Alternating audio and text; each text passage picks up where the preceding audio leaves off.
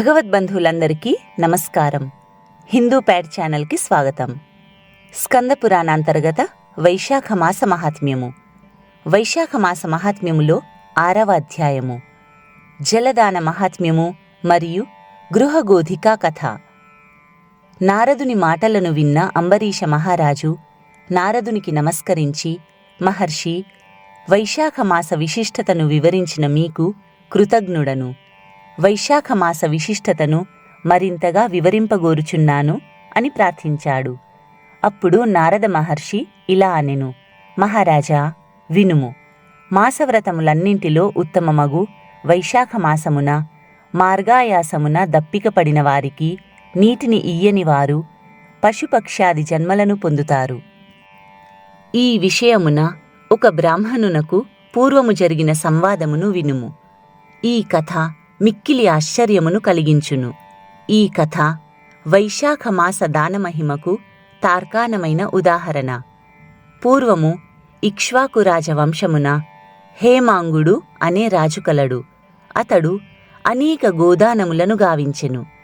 భూమియందు రేణువులను లెక్కించుట, నీటి బొట్టులను గణించుట, ఆకాశమునందలి నక్షత్రములను లెక్కించుట ఎంత కష్టమో, ఆ రాజు చేసిన గోదానములను లెక్కించుట కూడా అంతే కష్టము. అతడు అనేక యజ్ఞములను చేసెను. గోదానము, భూదానము, తిలదానము మున్నగు దానములను కూడా లెక్కింపరానంత సంఖ్యలో చేసి చాలామంది బ్రాహ్మణులను సంతోషపరచెను. అతడు చెయ్యని దానమే లేదని ప్రసిద్ధి చెందెను. అందరికీ సులభంగా దొరికేది జలము. అది దైవదత్తము, సులభము. అట్టి జలమును దానమిచ్చుట ఏమని తలచి జలదానమును మాత్రం చెయ్యలేదు. బ్రహ్మపుత్రుడగు వశిష్ఠుడు ఆ మహారాజునకు గురువు మరియు పురోహితుడు. అతడు జలదానము చెయ్యుమని ఆ రాజుకు అనేకసార్లు చెప్పెను. కాని ఆ రాజు, నీరు అమూల్యమైనది, కాని వెలలేనిది. అట్టి దానిని దానమిచ్చినచో విలువైన ఫలితమేమి వచ్చును? ఎవ్వరికీ సులభము కాని దానిని దానమిచ్చినచో పుణ్యము కలుగుతుందని భావించి అట్టి వస్తువులను దానమిచ్చెను. అట్లే ఎవ్వరూ గౌరవించని వారిని ఆదరించుటయే యుక్తమని తలచి అంగవైకల్యము కల బ్రాహ్మణులను, దరిద్రులను, ఆచారహీనులను ఆదరించి గౌరవించెను. ఆచారవంతులను, పండితులను, సద్బ్రాహ్మణులను ఆదరించలేదు, గౌరవించలేదు. అందరూ ప్రసిద్ధులను, ఉత్తమములను మాత్రమే గౌరవించినచో అనాథులు, విద్యాహీనులు అయిన బ్రాహ్మణులకు, దరిద్రులకు ఆదరణ చెయ్యు వారెవ్వరు. నేను అట్టివారినే గౌరవిస్తాను అని అట్టివారిని మాత్రమే గౌరవించెను, ఆదరించెను. ఈ విధంగా అపాత్రులకు మాత్రమే దానములు చేసెను. ఇట్టి దోషముచే ఆ రాజు ఒకప్పుడు జలదానము చెయ్యకపోవుట వలన చాతక పక్షిగా ముమ్మారు జన్మించెను. ఒక జన్మలో గ్రద్దగాను, 7 సార్లు కుక్కగాను జన్మించెను. అటు పిమ్మట మిథిలాదేశమును పాలించు శృతకీర్తి మహారాజు గృహమున గోడపై ఉండే బల్లిగా జన్మించెను. అచ్చట వ్రాలు కీటకములను భక్షించుచు బల్లి అయి ఆ హేమాంగద మహారాజు జీవనము గడుపుచుండెను. ఈ విధంగా 87 సంవత్సరముల కాలముండెను. మిథిలాదేశ రాజగృహమునకు శృతదేవ మహాముని ప్రయాణముచే అలసిపోయి మధ్యాహ్న కాలమున వచ్చెను. మహారాజు అగు శృతకీర్తి ఆ మునిని చూసి సంభ్రమముతో ఆ మునికి ఎదురు వెళ్ళి సగౌరవంగా ఇంటిలోనికి తీసుకొని వచ్చెను. అతన్ని మధుపరకము మున్నగు వానితో పూజించి అతని పాదములను కడిగి ఆ నీటిని తన తలపై చల్లుకొనెను. అలా చల్లుకొనుటలో తలపై చల్లుకొన్న నీటి తుంపురులు కొన్ని ఎగిరి గోడమీదనున్న బల్లిపై దైవికముగా పడినవి. ఆ పవిత్ర జల స్పర్శ కలుగగానే ఆ బల్లికి పూర్వజన్మ స్మృతి కలిగి తన దోషమును తెలుసుకొని పశ్చాత్తాపము కలిగెను. అప్పుడు ఆ బల్లి, నన్ను రక్షింపుము, నన్ను రక్షింపుము అని మానవుని వలె ఆ మునిని ప్రార్థించెను. అప్పుడు ఆ ముని బల్లి మాటలకు విస్మయపడి, ఓ బల్లి, నీవు ఎందులకు ఇలా దుఃఖించుచున్నావు?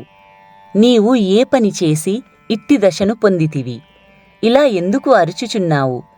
నీవు దేవజాతివాడవా, రాజువా, బ్రాహ్మణుడవా, నీవు ఎవరవు? నీకు ఈ దశ ఎలా వచ్చెనో చెప్పుము, నేను నీకు సహాయపడుతాను అని పలికెను.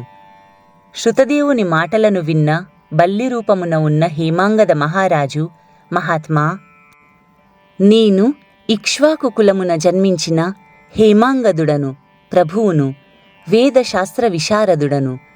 భూమి అందలి రేణువులు ఎన్ని ఉండునో, నీటి అందు జలబిందువులు ఎన్ని ఉండునో, ఆకాశమున ఎన్ని నక్షత్రములుండునో అన్ని గోవులను అసంఖ్యాకముగా దానమిచ్చి తిని, అన్ని యజ్ఞములను చేసి తిని, చెరువులు మున్నగు వానిని త్రవ్వించి తిని, సర్వవిధములగు దానములను చేసి తిని, ధర్మముగా రాజ్యమును పాలించి తిని. నేను ఇన్ని సత్కర్మలను ఆచరించినను ముమ్మారు చాతక పక్షిగాను, ఒకసారి గ్రద్దగాను, 7 సార్లు కుక్కగాను, ప్రస్తుతము బల్లిగాను జన్మించి తిని. ఈ మహారాజు నీ పాదములను కడిగిన పవిత్ర జలమును తనపై చల్లుకొనుచుండగా కొన్ని నీటి తుంపురులు నాపై పడినందువల్ల నాకు పూర్వజన్మ స్మరణము కలిగింది. నా పాపభారము తగ్గినట్లనిపించుచున్నది. కాని నేను ఇంకా 27 సార్లు బల్లిగా జన్మించవలసి ఉన్నట్లుగా నాకు తోచుచున్నది. నాకు ఈ విధమైన బల్లిగా జన్మపరంపర ఎలా తొలుగునా అని భయము కలుగుచున్నది. నేను చేసిన పాపమేంటో, నాకు ఈ జన్మలు కలగడానికి కారణాలేంటో తెలియదు. దయ ఉంచి నాకు ఈ జన్మలు కలగడానికి కారణమైన పాపమును, ఆ పాపము పోవు విధానమును చెప్పగోరుచున్నాను అని ప్రార్థించెను. అప్పుడు శృతదేవ మహాముని హేమాంగదుని మాటలను తన దివ్యదృష్టితో పరిశీలించి ఇలా అనెను, రాజా, నీవు శ్రీ మహావిష్ణువునకు ప్రియమైన వైశాఖ మాసమున ఎవ్వరికీ జలమును దానమివ్వలేదు. జలము సర్వజన సులభము, దానిని దానమిచ్చుట ఏమి అని తలచితివి. ప్రయాణమున అలసిన వారికి కూడా జలదానము చెయ్యలేదు. వైశాఖమాస వ్రతమును కూడా పాటించలేదు. హోమము చెయ్యదలచిన వారు మంత్రపూతమగు అగ్ని అందే హోమము చెయ్యాలి. అలా కాక బూడిద మున్నగు వానియందు హోమము చేసినచో ఫలము ఎలా కలుగుతుంది? అట్లే నీవు కూడా యోగ్యులగు వారికి దానమివ్వక అయోగ్యులగు వారికి దానములనిచ్చావు. అపాత్రులకు ఎన్ని దానములిచ్చినను ప్రయోజనము లేదు కదా. వైశాఖమాస వ్రతమును కూడా చెయ్యలేదు, జలదానమును చెయ్యలేదు. ఎంత ఏపుగా పెరిగినను సుగంధాది గుణములున్నను మున్లు కల వృక్షమును ఎవరు ఆదరిస్తారు? అట్టి వృక్షము వలన ప్రయోజనమేంటి? వృక్షములలో రావి చెట్టు ప్రశస్తమైనది, అందువలన అది పూజార్హమైనది. తులసి కూడా మిక్కిలి పవిత్రమైనది. ఇలా రావి చెట్టును తులసిని వదిలి వాకుడు చెట్టును ఎవరైనా పూజిస్తారా? అట్టి పూజకు ఫలితముంటుందా? అనాథలు, అంగవైకల్యము కలవారు దయచూపతగినవారు. వారిపై దయను చూపుట ధర్మము. కాని వారు మాన్యులు, పూజ్యులు కారు. అట్టి వారిని పూజించుట ఫలదాయకము కాదు. వారిపై దయా జాలి చూపవచ్చును, కాని గౌరవింపరాదు. తపము, జ్ఞానము, వేదశాస్త్ర పాండిత్యము, సజ్జనత్వము కలవారు శ్రీ మహావిష్ణు స్వరూపులు. అట్టివారిని పూజించవలెను. వీరిలో జ్ఞానవంతులు శ్రీ మహావిష్ణువునకు మిక్కిలి ఇష్టమైనవారు. అట్టివారిని పూజించినచో తనను పూజించినట్లుగా భావించి శ్రీహరి వరములను ఇస్తాడు. కావున జ్ఞానులైన వారు సర్వాధికులు, సర్వోన్నతులు. అట్టివారిని గౌరవింపకపోవుట వారిని అనగా శ్రీ మహావిష్ణువును అవమానించుటయే అగును. ఈ విధంగా చేయుట ఇహలోకమున పరలోకమున దుఃఖమును కలిగించును. మానవుడు పురుషార్థములను సాధింపవలెనన్నచో జ్ఞానుల సేవ, వారిని గౌరవించుట ముఖ్య కారణము. జ్ఞానులు కానివారు అంధులు, ప్రజ్ఞా జ్ఞాననేత్రములు లేనివారు. అట్టి అంధులను ఎంతమందిని పూజించినను ఫలముండునా? గ్రుడ్డివానికి ఏమి కనిపించును? అతడు ఏమి చెప్పగలడు? కావున జ్ఞానహీనులైన వారిని ఎంతమందిని ఎంత పూజించినను, వారిని సేవించినను అవి నిష్ఫలములు, నిష్ప్రయోజనములు. అంతేకాక కష్టములను, దుఃఖములను కలిగించును. పురుషార్థములగు ధర్మార్థ కామమోక్షములు ఎలా సిద్ధించును? తీర్థములు కేవలం జలములు కావు, దేవతలు శిలారూపులు కారు. చిరకాలము తీర్థస్నానము సేవ చేసినచో, శిలారూపమున ఉన్న దైవమును చిరకాలము పూజించినచో వారి అనుగ్రహము కలుగుతుంది.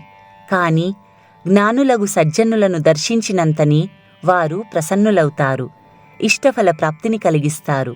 కావున జ్ఞానులగు వారిని సేవించినచో, వారి ఉపదేశములను పాటించినచో విషాదముండదు, ఇష్టప్రాప్తిచే సంతోషము కలుగుతుంది. అమృతమును సేవించినచో జన్మ మృత్యువు ముసలితనము మున్నగు వాటి వలన బాధ ఉండనట్లే, జ్ఞానుల సేవ వలన జన్మ మృత్యువు ముసలితనము మున్నగు వాటి వలన బాధ ఉండదు, అమృతతత్వ సిద్ధి కలుగుతుంది. హేమాంగద మహారాజా, నీవు వైశాఖమాస వ్రతమును ఆచరింపలేదు, జలదానము చెయ్యలేదు, జ్ఞానులగు వారిని సేవింపలేదు. కావున నీకు ఇట్టి దుర్గతి కలిగింది. ఈ వైశాఖమాస వ్రతమును ఆచరించి నేను సంపాదించిన పుణ్యమును నీకు కొంత ఇస్తాను. దీనివలన దుర్దశ శాంతించుటకై భవిష్యద్వర్తమాన కాలములలోని నీ పాపములను వాటి ఫలములను పోగొట్టుకొని విజయమును పొందగలవు అని పలికి, శృతదేవ మహాముని నీటిని స్పృశించి బల్లి రూపమున ఉన్న హేమాంగద మహారాజునకు తాను చేసిన వైశాఖమాస వ్రతములోని కొన్ని దినముల పుణ్యమును ధారపోసెను. ఆ పుణ్యఫలమును పొందినంతనే హేమాంగద మహారాజు బల్లి రూపమును విడిచి దివ్య రూపమును పొందెను. శృతకీర్తి మహారాజునకు శృతదేవ మహామునికి నమస్కరించెను. వారి అనుజ్ఞతో శ్రీహరి పంపిన దివ్య విమానమును ఎక్కి పుణ్యలోకములకు వెళ్ళెను. దేవతలందరూ హేమాంగదుని అదృష్టమును మెచ్చిరి. హేమాంగదుడు పుణ్యలోకమున 10,000 సంవత్సరములు ఉండెను. దివ్యలోక భోగములను అనుభవించెను. అటుపిమ్మట ఇక్ష్వాకు కులమున కాకుత్స్థ మహారాజుగా జన్మించెను. 7 ద్వీపముల భూమిని సజ్జనులు జ్ఞానులు మెచ్చునట్లు పరిపాలించెను. శ్రీ మహావిష్ణువు అంశను పొంది ఇంద్రునికి స్నేహితుడై ఉండెను. కులగురువగు వశిష్ఠ మహాముని ఉపదేశమును పాటించెను. వైశాఖమాస వ్రతమును సంపూర్ణముగా ఆచరించెను. అందు చెయ్యవలసిన దానధర్మములనన్నింటినీ శ్రద్ధాసక్తులతో భక్తిపూర్వకముగా చేసెను. సర్వ పాపములను పోగొట్టుకొనెను. దివ్య జ్ఞానమును పొందెను. శ్రీ మహావిష్ణువు సాయుజ్యమును పొందెను. కావున వైశాఖమాస వ్రతము సర్వ పాపహరము, అనంత పుణ్యప్రదము. ప్రతి మానవుడు వైశాఖమాస వ్రతమును వ్రతాంగములగు దానధర్మాదులను పాటించి శ్రీహరి అనుగ్రహమును పొందవలెను అని నారదుడు అంబరీషునకు వైశాఖమాస వ్రత విశిష్టతను వివరించుచు గృహగోధికా వృత్తాంతమును వివరించెను.